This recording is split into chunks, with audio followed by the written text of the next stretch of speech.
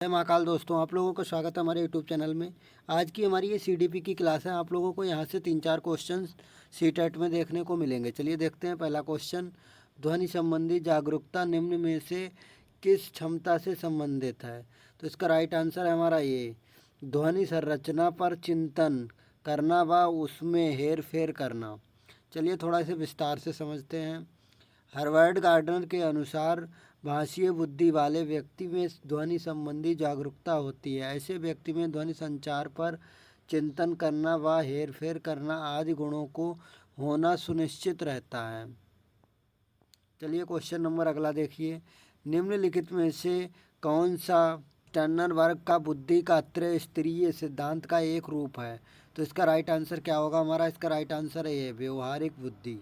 Robert sterner वर्ग के बुद्धि का त्रयस्तरीय सिद्धांत में बुद्धि के कार्यों के आधार पर 3 उप सिद्धांत बताए हैं। नंबर संदर्भगत उप सिद्धांत, वातावरण के साथ अनुकूलतम समायोजन। चलिए दूसरा देखते हैं, अनुभव जनय उप सिद्धांत, अनुभवों से प्राप्त व्यवहारिक ज्ञान से संबंध। चलिए तीसरा देखते हैं, घटक उप सिद्धांत, विश्लेषणात्मक एवं आलोचनात्मक ढंग से चिंतन करने की क्षमता। चलिए क्वेश्चन नंबर अगला देखते हैं। निम्नलिखित में से कौन सा आलोचनात्मक दृष्टिकोण बहुबुद्धि सिद्धांत से संबंधित नहीं है? तो कौन सा नहीं है? इसका राइट सी, प्रतिभाशाली विद्यार्थी प्रायः एक क्षेत्र में ही अपनी विशिष्टता प्रदर्शित करते हैं। इसमें क्या पूछ रहा है? नहीं पूछ रहा है। थोड़ा विस्तार से समझते हैं। बहुबुद्धि सिद्धांत का प्रतिपादन हार्वर्ड गार्डनर ने किया था। इसके अनुसार बुद्धि का स्वरूप एक एक न होकर बहुप्रकारीय होता है। इन्होंने कुल 7 प्रकार की बुद्धि बताई है। गार्डनर का यह सिद्धांत बताता है कि ये सभी 7 प्रकार की बुद्धि परस्पर अंतक्रिया करती हैं, फिर वे मुख्यतः स्वतंत्र रूप से कार्य करती हैं। यही कारण है कि कोई व्यक्ति किसी एक क्षेत्र में प्रखर होने के बावजूद अन्य क्षेत्र में असफल हो सकता है। चलिए क्वेश्चन नंबर अगला देखिए। निम्नलिखित में से कौन सा त्रयस्तरीय सिद्धांत में व्यवहारिक बुद्धि का अभिप्राय नहीं है? तो कौन सा नहीं है? इसका राइट आंसर है हमारा वी, केवल अपने विषय में व्यवहारिक रूप से विचार करना। इसमें क्या पूछ रहा है? नहीं पूछ रहा है। तो नहीं के लिए हमारा ऑप्शन है वी सही। चलिए थोड़ा इसे विस्तार से समझते हैं। बुद्धि के त्रयस्तरीय सिद्धांत के अंतर्गत संदर्भगत उप सिद्धांत, अनुभव जनय उप सिद्धांत और घटक उप सिद्धांत शामिल हैं। इन तीनों उप सिद्धांतों के अनुसार क्रमशः अपने वातावरण के साथ अनुकूलतम समायोजन, अनुभव, व्यवहारिक ज्ञान तथा आलोचनात्मक ढंग से चिंतन करने की क्षमता विकसित होती है। केवल अपने विषय में व्यवहारिक रूप से विचार करना शामिल नहीं है। चलिए क्वेश्चन नंबर अगला देखिए। सन प्रत्यय निर्माण का प्रथम सोपान है। तो कौन सा प्रथम सोपान है? इसका राइट आंसर है हमारा सी, प्रतीच्छीकरण। संकल्पना निर्माण के सोपान निम्न हैं: प्रत्यक्षीकरण, विभेदीकरण, पृथकीकरण, सामान्यीकरण। संप्रत्यय निर्माण का प्रथम सोपान प्रतीच्छीकरण होगा। चलिए क्वेश्चन नंबर अगला देखिए। संज्ञान किस बुद्धि के सिद्धांत का हिस्सा है? तो किसका हिस्सा है? इसका राइट आंसर है हमारा सी, गिलफोर्ड का सिद्धांत। थोड़ा इसे विस्तार से समझते हैं।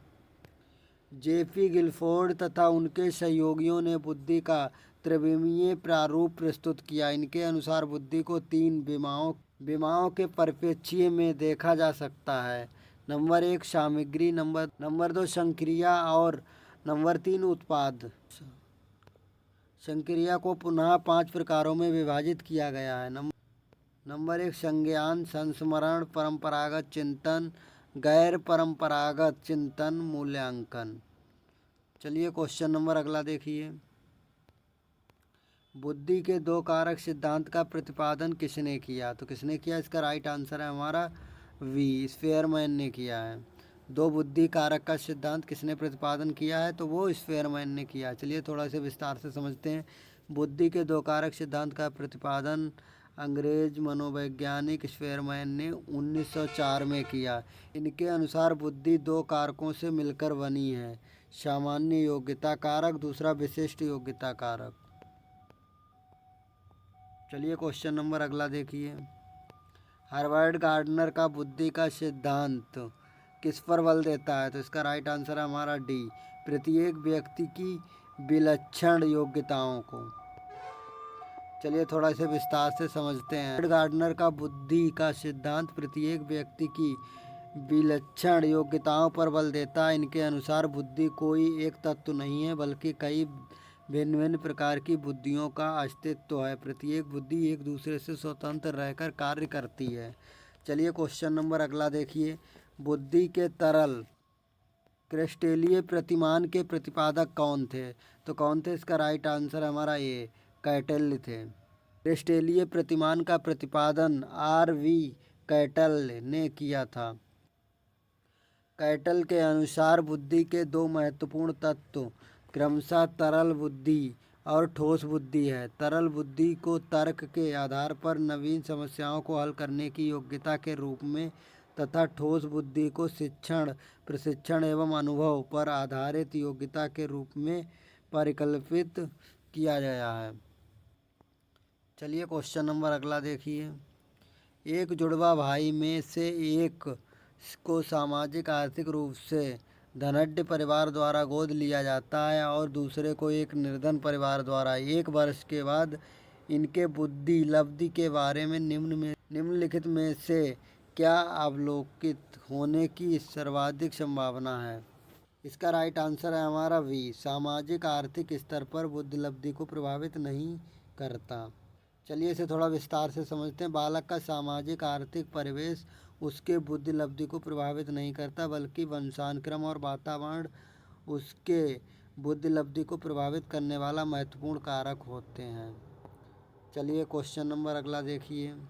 बुद्धि लब्धि सामान्यतः रूप से शैक्षणिक निष्पादन से संबंधित होती है। तो इसका राइट आंसर है हमारा डी, उच्च। चलिए थोड़ा से विस्तार से समझते हैं। बुद्धि लब्धि का सीधा संबंध उच्च शैक्षणिक निष्पादन से होता है। जैसे 130 से अधिक बुद्धि लब्धि वाले बालकों को प्रतिभाशाली, 71 से कम बुद्धि लब्धि वाले बालकों को जड़ बुद्धि की श्रृंखला में रखा जाता है। चलिए क्वेश्चन नंबर अगला देखिए। बुद्धि है तो क्या है बुद्धि? इसका राइट आंसर है हमारा ये, समानार्थियों का एक समुच्चय। थोड़ा से विस्तार से समझते हैं। बुद्धि कार्य करने की योग्यता है जिसमें तथ्यों का एक समुच्चय होता है जिसके माध्यम से व्यक्ति विभिन्न समस्याओं का विभिन्न प्रकार से समाधान करते हैं। चलिए क्वेश्चन नंबर अगला देखिए। भाटिया बैटरी का प्रयोग निम्न में किसके परीक्षण हेतु किया जाता है? तो किसके परीक्षण हेतु किया जाता है? इसका राइट आंसर है हमारा वी, बुद्धि। चलिए थोड़ा से विस्तार से समझते हैं। भाटिया बैटरी का प्रयोग बुद्धि परीक्षण में किया जाता है। इसका निर्माण CM भाटिया ने 1955 में किया था। इस परीक्षण को बैटरी बुद्धि परीक्षण क्रिया परीक्षण समूह कहा जाता है। चलिए क्वेश्चन नंबर अगला देखिए। विनय साइमन परीक्षण द्वारा मापन किया जाता है। तो किसका मापन किया जाता है? इसका राइट आंसर है हमारा वी, विशिष्ट बुद्धि का। चलिए थोड़ा से विस्तार से समझते हैं। विशिष्ट या व्यक्तिगत बुद्धि परीक्षण का मापन विनय साइमन बुद्धि परीक्षण द्वारा किया जाता है। 1905 में विनय साइमन नामक 2 मनोवैज्ञानिक द्वारा इस परीक्षण की शुरुआत की गई थी। कौन सी सन में? 1905 में। चलिए क्वेश्चन नंबर लास्ट देखते हैं। मानसिक आयु के प्रत्यय का सर्वप्रथम प्रयोग किया तो किसने किया? इसका राइट आंसर है हमारा डी, विनय साइमन ने। चलिए थोड़ा से विस्तार से समझते हैं। मानसिक आयु के संप्रत्यय का प्रतिपादन विनय के द्वारा किया गया था। स्पष्ट है कि किसी व्यक्ति की मानसिक आयु उस व्यक्ति के मानसिक विकास की अवस्था को बताती है। इसके आधार पर बालकों को मंद बुद्धि, तीव्र बुद्धि आदि विभिन्न वर्गों में विभाजित किया जाता है। सन 1905 में विनय ने अपने सहयोगी साइमन के साथ मिलकर पहला सफल बुद्धि परीक्षण किया था। कौन सी सन में? 1905 में। आप लोग बताइए ये वीडियो हमारा कैसा लगा? अच्छा लगा हो तो लाइक करें, अगर आप नए हैं तो हमारे चैनल को सब्सक्राइब करें। आप लोग बताएं कि 15 क्वेश्चन में आप लोगों को कितने क्वेश्चन आ रहे थे, सभी लोग कमेंट करें।